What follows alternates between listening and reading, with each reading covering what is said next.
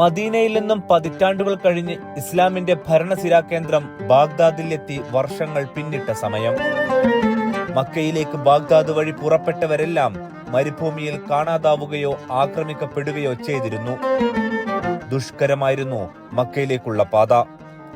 ഹജ്ജിനും കച്ചവടത്തിനും പോയിരുന്നവർ തിരിച്ചു വരുമോ എന്ന് ഉറപ്പില്ലാത്ത കാലം. അവർക്കായൊരു വനിത മക്കയിലേക്കൊരു പാത വീണ്ടും തെളിയിച്ചു. മണൽ മൂടിക്കിടന്ന ആ വഴികളിൽ വീണ്ടും വിളക്കുമാടങ്ങളും മരുപ്പച്ചകളും നിറഞ്ഞു. അതിന്റെ പേരായിരുന്നു ദർബ് സുബൈദ അഥവാ സുബൈദ പാത. അത് വീണ്ടും പുനഃസൃഷ്ടിച്ച് അതിന്റെ കഥ പറയുകയാണ് സൗദി അറേബ്യ.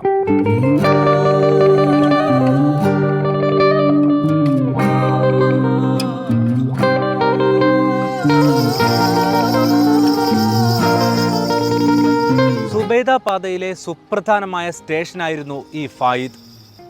ഇവിടെ ഇന്ന് സൗദി അറേബ്യ അത് സഞ്ചാരികൾക്കായി തുറന്നു കൊടുത്തിരിക്കുകയാണ്. അതിനകത്തെ കാഴ്ചകൾ കൂടി നമ്മൾ കാണണം. AD 786 മുതൽ 809 വരെയായിരുന്നു ഖലീഫ ഹാറൂൺ റഷീദിന്റെ കാലഘട്ടം. അവരുടെ കാലശേഷം ഇറാഖിലെ കൂഫയിൽ നിന്നും മക്കയിലേക്ക് സജീവമായതാണ് ദർബ് സുബൈദ എന്ന പാത. ഇന്ന് ദർബ് സുബൈദ പാതയിൽ ഉണ്ടായിരുന്ന പ്രധാന സ്റ്റേഷനുകൾ സൗദിയിലാണ്. യുനെസ്കോയുടെ പൈതൃക പട്ടികയിൽ ഇടം നേടുന്നതോടെ ഇത് സൗദിയിലെ മറ്റൊരു പൈതൃക അത്ഭുതമാകും. ഇന്നത്തെ ഇറാഖിലെ ബാഗ്ദാദിൽ നിന്നായിരുന്നു ദർബ് സുബൈദയുടെ തുടക്കം.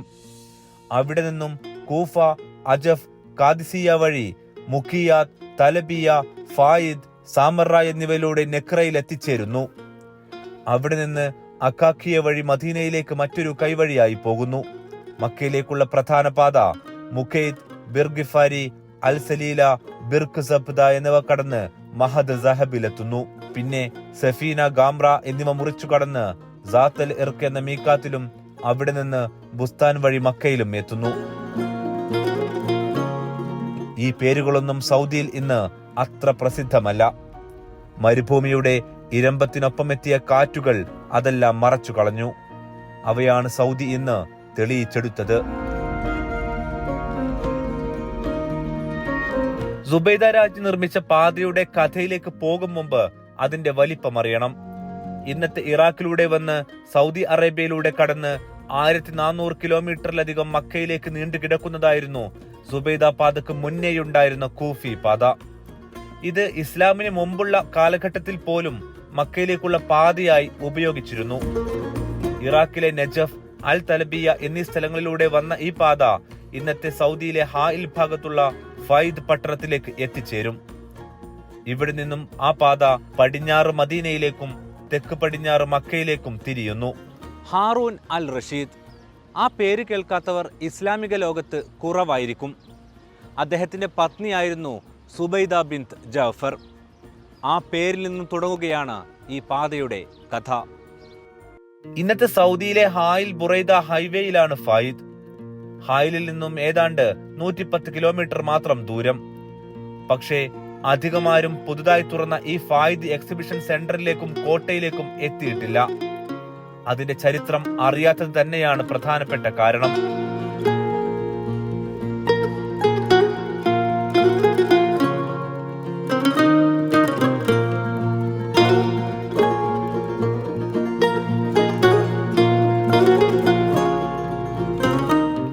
ഇവിടേക്ക് പ്രവേശനം സൗജന്യമാണ്.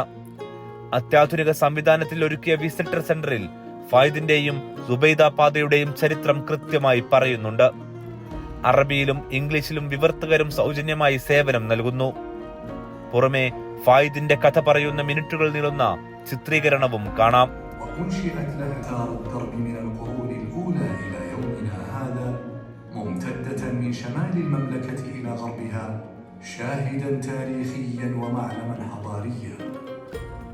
ഫായിദ് നഗരത്തിൽ നിന്നും കണ്ടെടുത്ത വസ്തുക്കൾ ഇവിടെ പ്രദർശിപ്പിച്ചിട്ടുണ്ട്. നിത്യോപയോഗ വസ്തുക്കൾ മുതൽ സ്വർണം വരെ.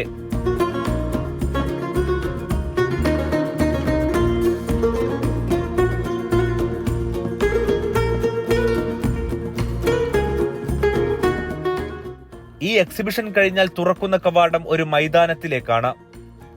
ഒരു സ്ഫോടനം കണക്കെ തകർന്നു കിടക്കുന്ന ഒരു സ്ഥലം. ഇതാണ് ഫായിദ് എന്ന ദർബ് സുബൈദ എന്ന സുബൈദ പാതയിലെ സുപ്രധാന സ്റ്റേഷനായ ഫായിദ്. എന്തായിരുന്നു ഫായിദ്? എന്തിനായിരുന്നു ആ പാത? ഒട്ടകങ്ങളും കാൽനടക്കാരും ഉന്തുവണ്ടിക്കാരുമായ സഞ്ചാരികൾ മക്കയിലേക്ക് കടന്നുപോയ വഴിയിലെ പ്രധാന വിശ്രമ കേന്ദ്രമായിരുന്നു ഫായിദ്. സുബൈദ പാത തുടങ്ങുന്ന ഇറാഖിൽ നിന്നും ഇന്നത്തെ സൗദിയിലെ മക്ക വരെ നീളുന്ന ആ പാതയിൽ 27 പ്രധാന സ്റ്റേഷനുകളുണ്ട്. ഓരോ പ്രധാന സ്റ്റേഷനും തമ്മിൽ 50 കിലോമീറ്റർ ആയിരുന്നു ശരാശരി ദൂരം.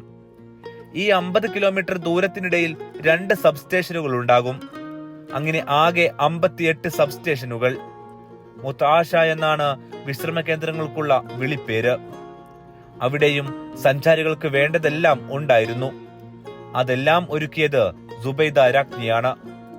പകലിലെ വഴിയടയാളങ്ങൾ മുതൽ രാവുകളിൽ തെളിയുന്ന തീപ്പന്തങ്ങൾ വരെ ഈ വഴിയിലൂടെ സഞ്ചാരികൾക്ക് വഴി തെളിയിച്ചു. പിൽക്കാലത്ത് മണൽ മൂടിയും വിവിധ ആക്രമണങ്ങളിലുമായി ഇവ തകർന്നു. ഈ പാത ഇല്ലാതാകാൻ മറ്റൊരു പ്രധാന കാരണം മദീനയിലേക്ക് തുർക്കിയിൽ നിന്നൊരുക്കിയ ഹിജാസ് റെയിൽവേയും പിന്നീട് കപ്പൽ വഴിയുള്ള യാത്ര സജീവമായതുമായിരുന്നു.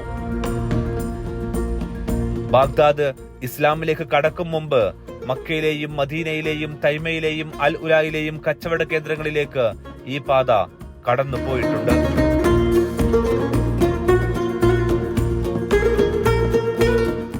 പക്ഷേ അതുവഴി പോയവർ മരുഭൂമിയിൽ കുടുങ്ങുന്നതും കാണാതാകുന്നതും ആക്രമണത്തിന് ഇരയാകുന്നതും പതിവായിരുന്നു.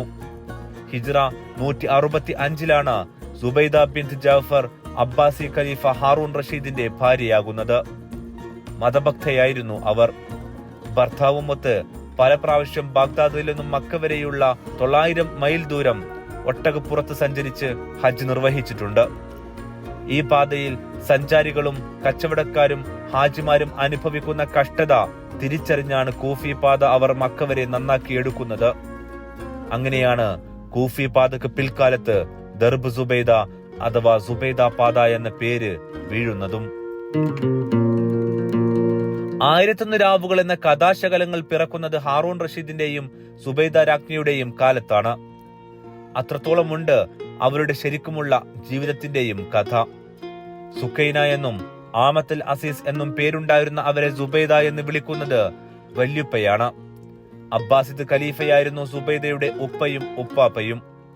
അവരുടെ 5ാമത്തെ മക്കയിലേക്കുള്ള യാത്രയാണ് ഈ പാതക്ക് വഴിയൊരുക്കിയത്.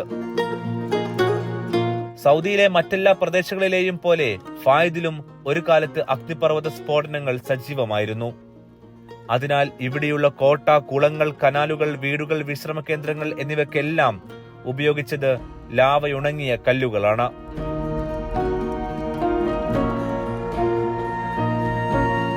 ഈ പാതയുടെ അവസാനം മക്കയിലാണ്.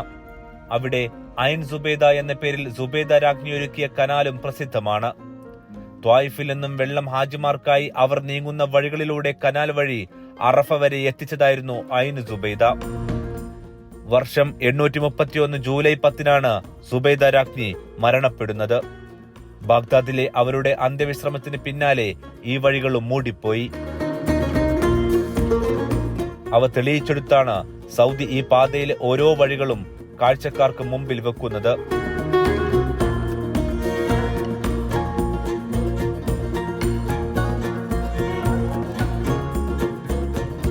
ഇസ്ലാമിക ചരിത്രത്തിലെ ഉജ്ജ്വലമായൊരു ഇച്ഛാശക്തിയുടെ പേരാണ് സുബൈദ. അവരൊരുക്കിയ പാതയുടെ ചരിത്രവും വർത്തമാനവും വഴികളും കാണാൻ ഫായിദ് പട്ടണത്തിലേക്ക് വരാം.